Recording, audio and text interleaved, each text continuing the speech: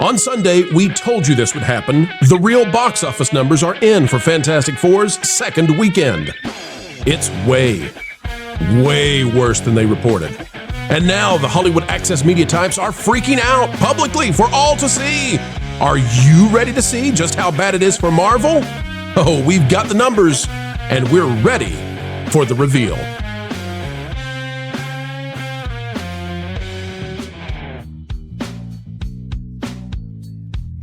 Hello, ladies and gentlemen. Welcome back to the Pro Channel. It is a joy as ever to have you joining with us. What an exciting time. And yes, yet again, we had today's headlines yesterday for you, and we're going to bring you even more news that you need to know. Folks, as we get ready to dive in, click the like button. Quick reminder, if you are not yet subscribed to Prelude Pro Radio, it is our brand new, all original content radio stations, 24/7, 365, to make you feel alive again with good music. The MCU is not feeling very alive, folks. Click the like button, and here we go. From me, WDW Pro, yesterday, they want you to believe Fantastic Four made exactly $40 million this weekend at the domestic box office. And if you scroll down, Christopher Williams, I am so sorry. I'm so sorry, but you're at the top of the comments and I see it. I guess Naked Gun with 17 million are liars too. I don't know what the Naked Gun ended up making exactly, folks, but let's just say Pro was right. It didn't make $40 million. It didn't make 40 million. All right, let's go to what I was saying on the video, and then I promise we won't delay very much, but here's what I was saying just so we have the receipts, and then I'll show you what it really made. Here we go. A little odd. I'll give you a second. You see anything odd about that number? Oh, I do. The first weekend was $117,644,828. The second weekend, as it is tallied today, is exactly $40 million. Exactly.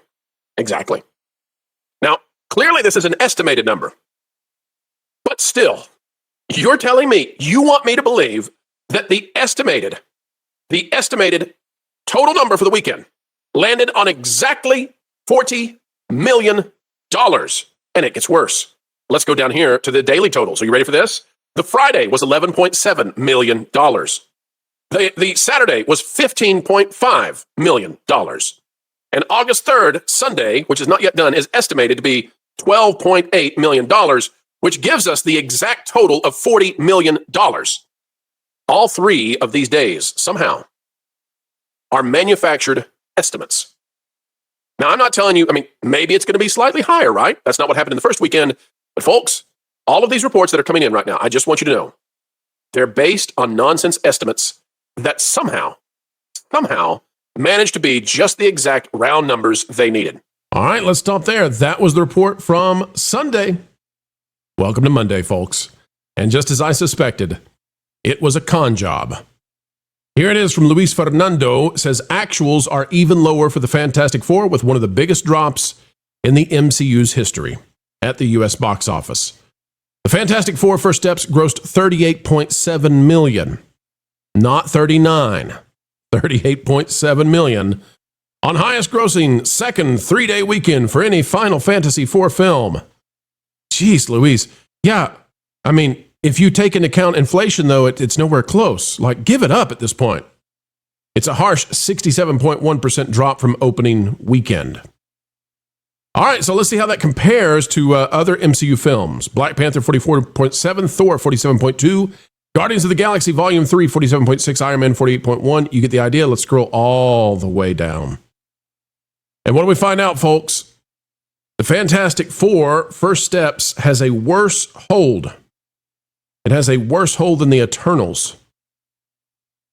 Let that sink in. The Eternals had a 61.4% drop.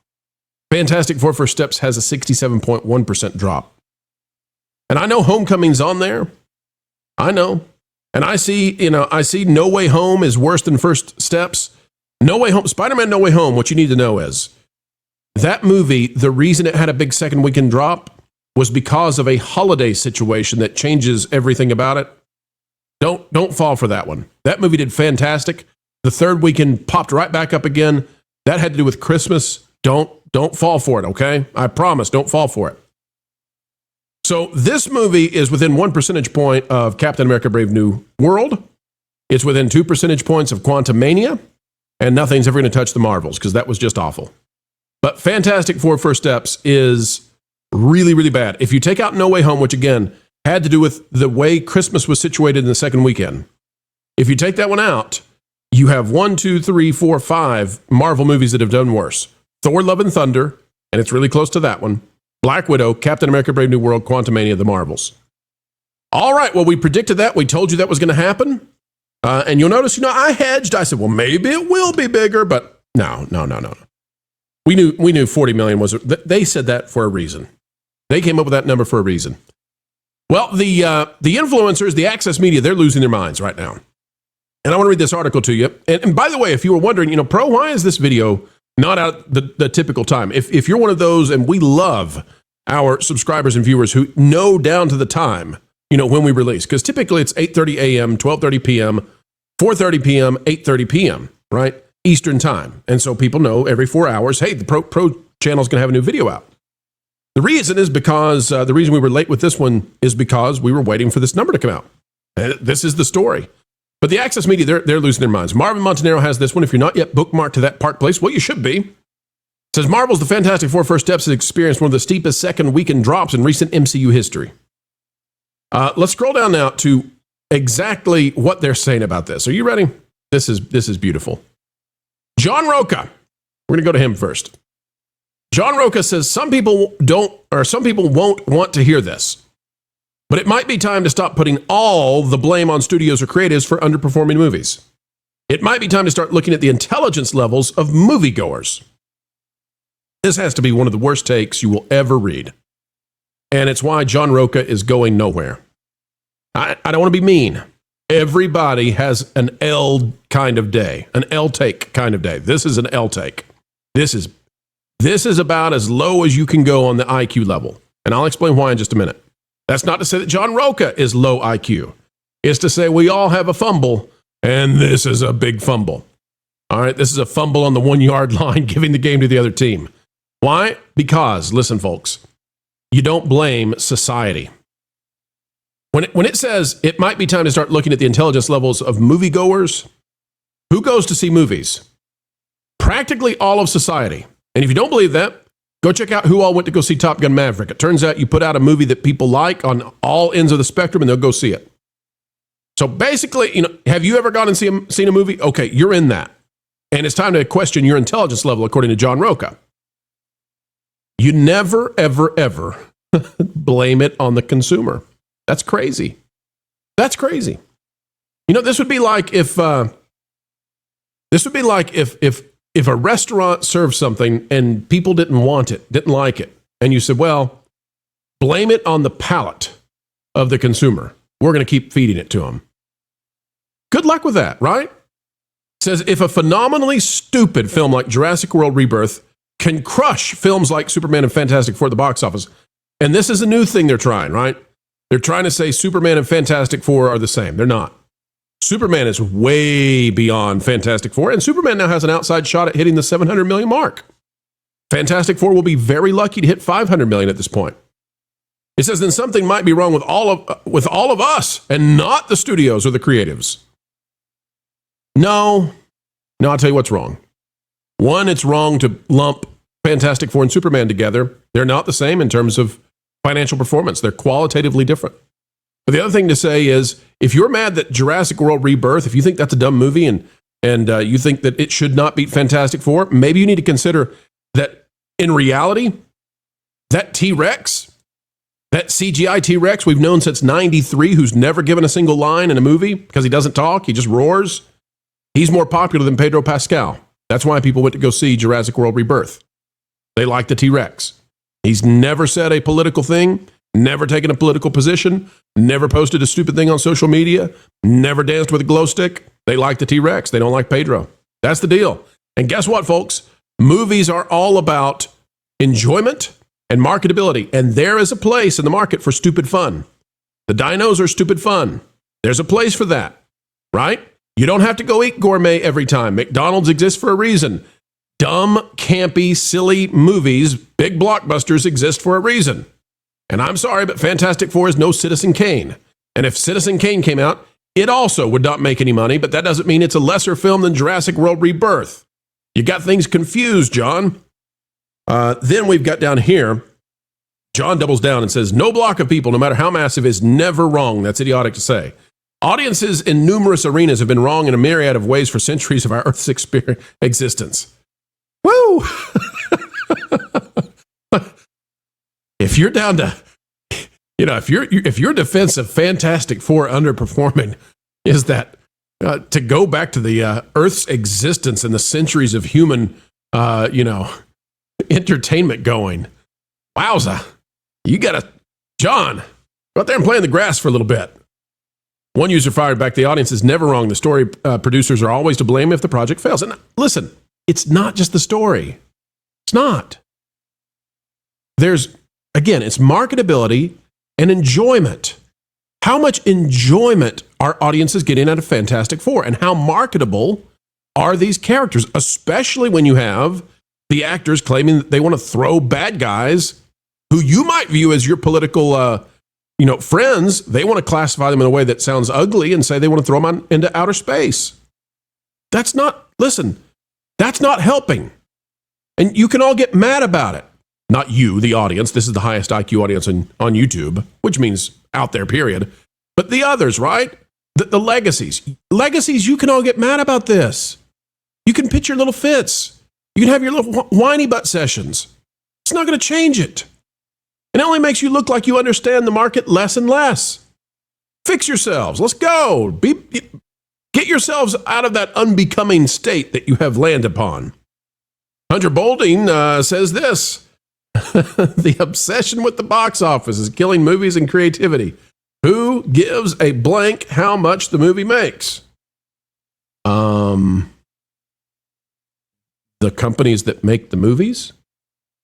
I mean, do you think they're nonprofits? I mean, do you think this is all like free? They spend $500 million to make it and market it, and it just, who cares? Like, whose money do you think it is? They got to make the money back. Poor Hunter. Maybe it's just a really bad take. Maybe it's just a really bad take that caught on and the algorithm made it into something. My Time to Shine. They say it's a scoop-a-door kind of place. Says, this is worse than I thought. This could be another flop for Marvel. And follows it up with, but seriously, how do you explain this? Like, what happened? Hint to everybody out there. Actually, though, I was about to be critical. Maybe I shouldn't be. Maybe I should say this is a moment of honesty from at My Time to Shine, H. Maybe it's a moment of honesty. Say, I don't understand how this works. So I hope I've explained it. I hope everybody understands it now. Enjoyment, marketability. Now, there are some exceptions to that very easy to understand formula. So those would be war movies and horror movies, right? And you could maybe psycho thrillers, you could throw those in. There are films that they're not intended to be pleasurable in the same kind of way as most movies, right? But basically, 90% of the films that come out, it's all about how much does the market want that movie? How much have they been preconditioned to want to see it? You could call that buzz or hype, right? That's the T-Rex out of Jurassic Park. He's been there since the 90s. Everybody knows him. They want to see him. They want to hear him roar and take down the mutant dinos. And then the second thing is enjoyment. And you can come out and say, well, Fantastic Four had a great story, all you want. I don't agree with you, but you can say it. But how much fun was it? And if it wasn't fun, then people don't want to go. They don't want to go. It's just that simple. But they're losing their minds, ladies and gentlemen, and they're losing it. They're going to lose it even more because it's dropping harder. There will be a pivot. A pivot is on the way as they begin to realize that they're not looking well doing this kind of stuff, and they'll try to explain to you how they always knew this was coming. They understand the market better than anybody else. You should pay attention to them.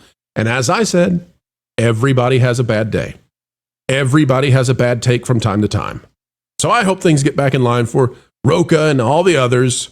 We're not here to offend or make fun of or any of that kind of stuff.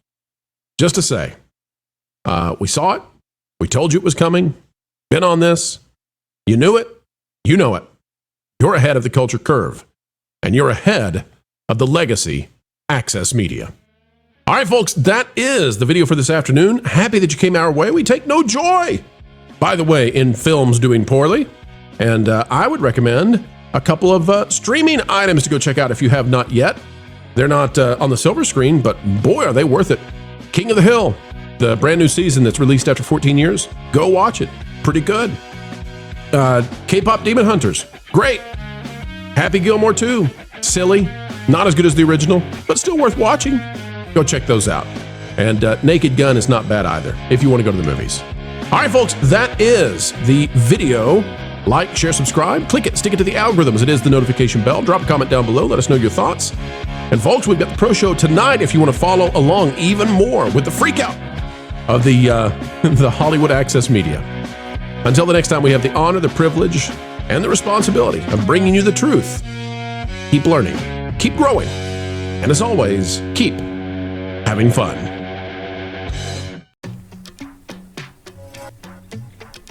Oh. What are you doing? Well, you see, I wanted to get some inside scoops on Disney and their different corporations, if you know what I mean. So I figured by looking into this fistbowl and sucking it randomly with my own energy that I pay for, you paid for, I could do the whole experience where you can be a master and spy on your targets. You're an idiot. If you want to get the inside scoop on Disney, or even other media organizations, you should check out thatparkplace.com and subscribe to WDW Pro's YouTube channel. That'd be way easier, more accurate, and, less dumb. Are you saying I won't get accurate information this way? No, you can't.